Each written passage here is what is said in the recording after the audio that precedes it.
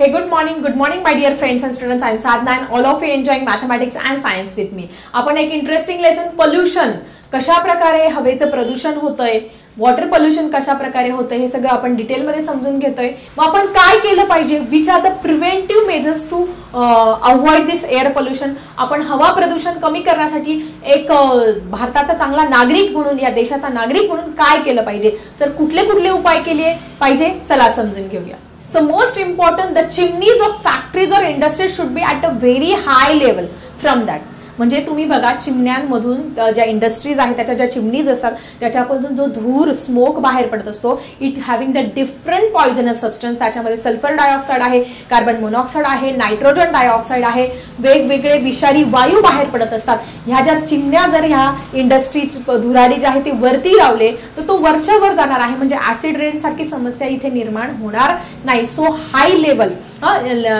increasing the level of chimneys, smoke emerging from the factories contains harmful factors. So pollution controlling machinery should be used at that time. For example, arrivals, filters. म्हणजे त्या चिमण्यांमधून जो धूर बाहेर पडतो factories मधून त्याला आपण filters बसवले पाहिजे, अरायव्हर्स बसवले पाहिजे की जेणेकरून जो धूर आहे तो गाळून वातावरणात सोडला जाईल आणि त्याच्यामुळे आपल्या रेस्पिरेटरी ट्रॅक्ट वरती, आपल्या संपूर्ण सगळ्यांच्या आरोग्यावरती त्याचा वाईट परिणाम होणार नाही, कोणाच्याच नाही, of the plants, of the animals, of the human being. Okay, so this is most important. पहिला तुम्हाला सांगितलं आहे that is increasing the level of chimneys and we should use the filters and arrivers to filter the smoke which is releasing from the industries and the factories. And most important, the proper disposal of the stinking waste generated in the cities. म्हणजे तुमचा जो शहर आहे, शहरामध्ये दुर्गंधी निर्माण करणारा जो कचरा आहे, तो कचरा तुम्हाला सगळ्यांना माहिती आहे कोणकोणत्या प्रकारचा कचरा आहे. या कचऱ्याचं व्यवस्थित डिस्पोजल केलं पाहिजे, नाहीतर खूप मोठ्या प्रमाणात हे प्रदूषण होतं, एअर पोल्युशन. ते जाळतात कचऱ्यात, काही ठिकाणी डम्पिंग ग्राउंड्स आहेत तिथे डम्प करत असतात, तो त्याचं प्रॉपर डिस्पोजल. काही ठिकाणी उघड्यावरती टाकतात, त्याची दुर्गंधी सुटत असते, त्याच्यामुळे वेगवेगळे पॉइझनस गॅसेस तयार होत असतात आणि ते सगळीकडे एअरमध्ये पसरतात आणि त्याच्यामुळे वेगवेगळे आजार हे त्या वातावरणामध्ये, त्या परिसरामध्ये हे पसरत असतात. So it is very important to there is a proper disposal of waste or garbage in the cities. Next one is control on atomic weapons, atomic chemical weapons. तुमच्या अणुवस्त्र चाचण्या आहे, आण्विक चाचण्या आहे, याच्यावरती बंदी घातली पाहिजे किंवा कंट्रोल मध्ये केलं पाहिजे, कारण त्याच्यामुळे खूप सारे केमिकल्स, रेडिओ ऍक्टिव्ह म्हणजे युरेनियम, थोरियम यांचा उपयोग केला असतो. रेडिओ ऍक्टिव्ह मटेरियल हे वातावरणामध्ये टाकलं जात असतं आणि त्याचा खूप परिणाम आपल्या अगदी डीएनए वरती, पूर्ण आपल्या सिस्टीम वरती होत असतो. So it is most important to control on atomic test and chemical weapons. And most important there is control or ban on CFC.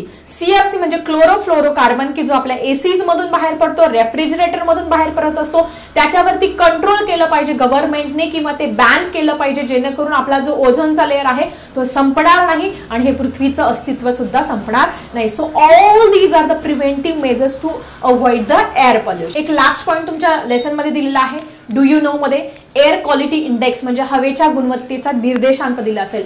तुम्ही मेट्रोपॉलिटन सिटीज बघा, मोठ्या मोठ्या सिटीज मध्ये जिथे सिग्नल आहे तिथे काय केलेलं असतं, एक मोठा बोर्ड दाखवलेला असतो आणि तिथे डिस्प्ले होत असतो की ह्या शहराचा एअर क्वालिटी इंडेक्स काय आहे. Busy squares in the metropolitan cities. आपल्या शहरामधली हवा किती शुद्ध आहे, आपल्या आरोग्यासाठी किती चांगली आहे हे आपल्याला कळत असतं ह्या एअर क्वालिटी इंडेक्स वरून. सगळ्यांनी लक्षात ठेवा, AAI एअर क्वालिटी इंडेक्स. मग आता हा एअर क्वालिटी इंडेक्स कशावरून फाइंड करत असतात, it is defined by the proportion of sulphur dioxide, carbon dioxide, nitrogen dioxide and ozone in the air. आपल्या हवेमध्ये सल्फर डायऑक्साइडचं प्रमाण किती आहे, कार्बन डायऑक्साइडचं प्रमाण किती आहे, नायट्रोजन डायऑक्साइडचं प्रमाण किती आहे, याच्यावरून तिथल्या हवेचा निर्देशांक, गुणवत्तेचा निर्देशांक हा ठरवत असतात. तुम्हाला सगळ्यांना मी सांगितलं आहे की दिल्लीची हवा सगळ्यात जास्त प्रदूषित आहे, मग तिचा निर्देशांक किती असेल जरा कमेंट बॉक्स मध्ये लिहा बरं. आणि आपण ज्या शहरामध्ये राहतात त्या शहराचा सुद्धा एअर क्वालिटी इंडेक्स किती आहे जरा मला कमेंट मध्ये लिहायला विसरू नका. आणि अजून एक डू यू नो मध्ये एक इंटरेस्टिंग इन्फॉर्मेशन दिली आहे, air pollutants like with sulphur causes a colour change in the paints in the oil paintings, in the nylon, cotton fabrics and the leather articles and papers also. म्हणजे असे air pollutants, असे प्रदूषक की जे हवेमध्ये सोडले जातात की ज्याच्यामध्ये सल्फर प्रेझेंट आहे. त्या सल्फरमुळे काय होत असतं माहिती का? तुम्ही एखाद्या ठिकाणी पेंटिंग लावली आहे, त्या पेंटिंगचा रंग बदलत असतो. तुम्ही फॅब्रिक्स आहे, तुमचे नायलॉन आहे, वेगवेगळ्या प्रकारचे कपडे आहे, त्या कपड्यांवरती त्या एअर पोल्युटनचा परिणाम, त्या कपड्यांचा रंग डायरेक्ट बदलत असतो. लेदर आर्टिकल्स वरती त्याचा परिणाम होत असतो. पेपरचा रंग सुद्धा बदलत असतो due to the air pollutant which having the sulphur. ज्याच्यामध्ये सल्फर प्रेझेंट आहे त्याची जर या सगळ्यांबरोबर रिॲक्शन झाली तर त्याचा डायरेक्टली रंग हा बदलत असतो. तर आज आपण बघणार आहोत विद्यार्थी मित्रांनो, व्हॉट इज वॉटर पोल्युशन. पाण्याचं प्रदूषण म्हणजे काय? Because water is a life. पाण्याला जीवन म्हणतात. पाण्यावरती आपलं संपूर्ण जीवन हे अवलंबून आहे. मग ह्या पाण्याचं प्रदूषण केल्यामुळे आपल्याला कुठले दुष्परिणाम सफर करावे लागतात, आपल्याला कुठले कुठले परिणाम, त्याचे दुष्परिणाम भोगावे लागतात. त्यानंतर काय काय होत असतं ह्या वॉटर पोल्युशन मध्ये हे आपण समजून घेणार आहोत आजच्या या व्हिडिओमध्ये. सो वॉटर पोल्युशनची डेफिनेशन ऑलरेडी तुमच्या बुकमध्ये दिलेली आहे, तुम्ही बघू शकता. Water is said to be polluted when it becomes unclean and poisonous due to the mixing of natural and artificial unwanted material when it becomes harmful to living organism and it depletes the oxygen level in that water is called as the water pollution. Okay, this is the definition of water pollution. तुम्ही तुमच्या मनाने पण definition मध्ये change करू शकता. जेव्हा पाण्यामध्ये काय होत असतं, पाणी प्रदूषित होत असतं का? कधी त्यामध्ये जेव्हा दूषित पदार्थ, त्याच्यामध्ये आपण कचरा टाकत असतो, काळी कचरा टाकत असतो, त्याच्यामध्ये फॅक्टरीज मधून येणारे जे केमिकल्स आहेत ते रिलीज केले जातात, किंवा जे तुमचे सांडपाणी आहे ते टाकलं जातं. वेगवेगळ्या गोष्टी त्या पाण्यामध्ये ज्यावेळेस नॅचरल आणि आर्टिफिशियल हे मटेरियल त्या पाण्यामध्ये मिक्स होत असतं आणि हे जे पाणी आहे it is very harmful for living organism to drink and it decreases the oxygen content in this water and it spreads different type of epidemic diseases like jaundice, cholera, typhoid, malaria and all these related diseases which with the water. म्हणजे हे पाणी इतकं दूषित असतं पिण्यासाठी की त्याच्यामुळे वेगवेगळ्या प्रकारचे साथीचे आजार हे सगळीकडे पसरत असतात. त्या सगळ्यात महत्त्वाचं, ह्या वेगवेगळ्या गोष्टी पाण्यात गेल्यामुळे त्याची ऑक्सिजनची लेवल, कुठलंही पाणी 100% प्युअर कधी असतं? आपण म्हणतो पावसाचं पाणी 100% प्युअर असतं because it is rich with oxygen. किंवा तुम्ही कुठलीही बिस्लेरीची बॉटल घ्या, बिस्लेरीच्या बॉटलवरती काय लिहिलेलं असतं? Oxygenated drinking water. म्हणजे ह्या पाण्यामध्ये सगळ्यात जास्त ऑक्सिजन आहे आणि हे सेफ आहे पिण्यासाठी. पण ज्यावेळेस ते पाणी प्रदूषित होत असतं त्यावेळेस त्याच्यामधली ऑक्सिजनची लेवल ही डिप्लीट होत असते. त्यावेळेस ऑक्सिजनची लेवल कमी झाल्यामुळे त्या पाण्याचा वास येत असतो आणि ते पाण्याला ते पिण्यासाठी अयोग्य राहत असतं, ते दूषित असतं. सो ह्या प्रकारच्या पोल्युशन आपण काय म्हणत असतो? वॉटर पोल्युशन होत असतो. मग टायफॉइड आहे, मलेरिया आहे किंवा जॉन्डिस आहे, असे वेगवेगळे डिसीजेस हे पाण्यामुळे, दूषित डिसेंट्री आहे, हे आपल्याला दूषित पाणी पिल्यामुळे काय होत असतात. इंटेस्टायनल डिसीज किंवा पोटासंदर्भात काही आजार हे पसरत असतात ह्या दूषित पाणी पिल्यामुळे. सो आय थिंक तुम्हाला वॉटर पोल्युशन काय आहे क्लिअर झालं असेल. डू यू नो मध्ये इन्फॉर्मेशन दिलेली आहे वॉटर पोल्युशन मध्ये की large number of tanning centres are present near the Tamil Nadu and the waste water from that centres are release into the river called as Palar river. So that river is called as a Padzar or Gatar river. Tamil Nadu राज्य सगळ्यांना माहिती आहे. या तमिळनाडू राज्यामध्ये खूप सारे leather industries आहे. Tanning industry म्हणजे चामड्यापासून वेगवेगळ्या वस्तू, तुम्हाला माहिती आहे चामड्यापासून काय बनवतात?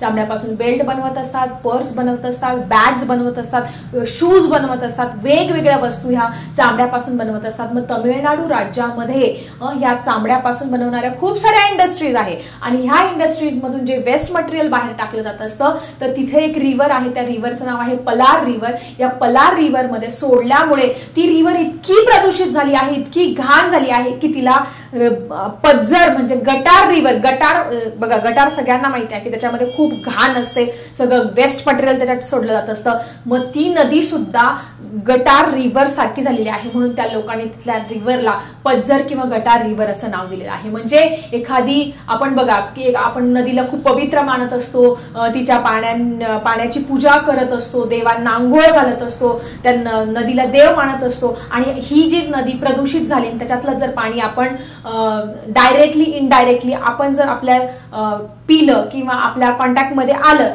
तर वेगवेगळ्या प्रकारचे डिसीजेस हे आपल्याला होऊ शकतात. सो हे एक्झाम्पल तुमच्या पुस्तकामध्ये दिलेलं आहे about the Tamil Nadu state. So student, now we have to see which are the water pollutant. म्हणजे हे जे पाणी आहे, आपण म्हणतो पाण्याचं प्रदूषण होतं, पण आपल्याला डिटेलमध्ये समजून घ्यायचं आहे की हे पाण्याचं प्रदूषण नक्की कशामुळे होत असतं. सो आपल्याला बघायचं आहे water pollutant. So water pollutant मध्ये तुमच्या पुस्तकामध्ये तुम्हाला दिसतं आहे बायोलॉजिकल पोल्युटंट दिलेले आहे. बायोलॉजिकल म्हणजे जैविक कुठल्या घटकांमुळे पाणी हे प्रदूषण होत असतं. So water does not remain potable due to the mixing of with biological substances like a algae. त्या पाण्यामध्ये वेगवेगळ्या प्रकारचं शेवाळ तुम्ही बघितलं आहे, हिरव्या रंगाचं शेवाळ, एखादी टाकी असेल त्याला आलेलं असेल किंवा पावसाळ्यामध्ये तुम्ही हे शेवाळ असेल, हे शेवाळ काय करत असतं, त्या पाण्यामध्ये वाढल्यानंतर त्याच्यातलं जे ऑक्सिजन आहे ते ऍब्सॉर्ब करत असतं आणि ते पाणी पिण्यायोग्य ठेवत नाही. मग अल्गी जिथे वाढलं ते पाणी काय होतं, पिण्यायोग्य राहत नाही. The next one is a bacteria. Different type of bacterias are grows, viruses are there, parasite. It spread different type of diseases if we drink that particular water. That's why these are the factors which causes the biological pollution of the water. म्हणजे जैविक तुम्हाला जर विचारलं की जैविक कोणते घटक आहे की ज्याच्यामुळे पाण्याचं प्रदूषण होतं, तुम्ही सांगू शकता अल्गी, जिवंत आहे, algae, bacteria, viruses, fungus, parasites, ह्या सगळ्यांमुळे काय होत असतं, पाणी हे प्रदूषण होत असतं आणि वेगवेगळ्या प्रकारचे डिसीजेस त्याच्यामुळे स्प्रेड होत असतात. So all these are the biological factors which causing the pollution of water. Now we have to see which are the inorganic substance which causes the water pollution. Student, suspended particle like dust particle, sand is there. हे जे dust particle आहे ते जरी पाण्यामध्ये mix झाले तर त्या पाण्याचं पोल्युशन होत असतं. सँड आहे, त्याच्यानंतर वेगवेगळे industries, from the different industries, the polluted water get when mixed in the water reservoirs, like mercury is there, cadmium is there, lead is there, which are very poisonous and very harmful to our body. When they get mixed in the water, it causes the water pollution and it spreads different type of diseases. Okay,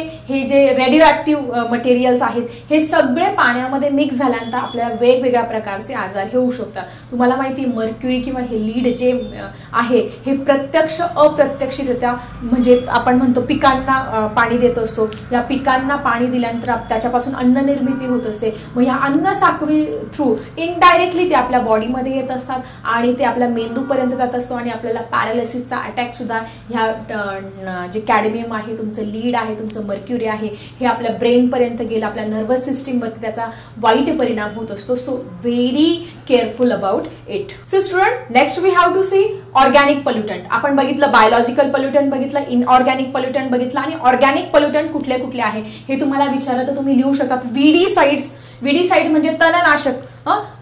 कुठल्याही शेतामध्ये जर गवत जास्त झालं असेल तर त्याच्यावरती काय करतात, तणनाशक वापरत असतात.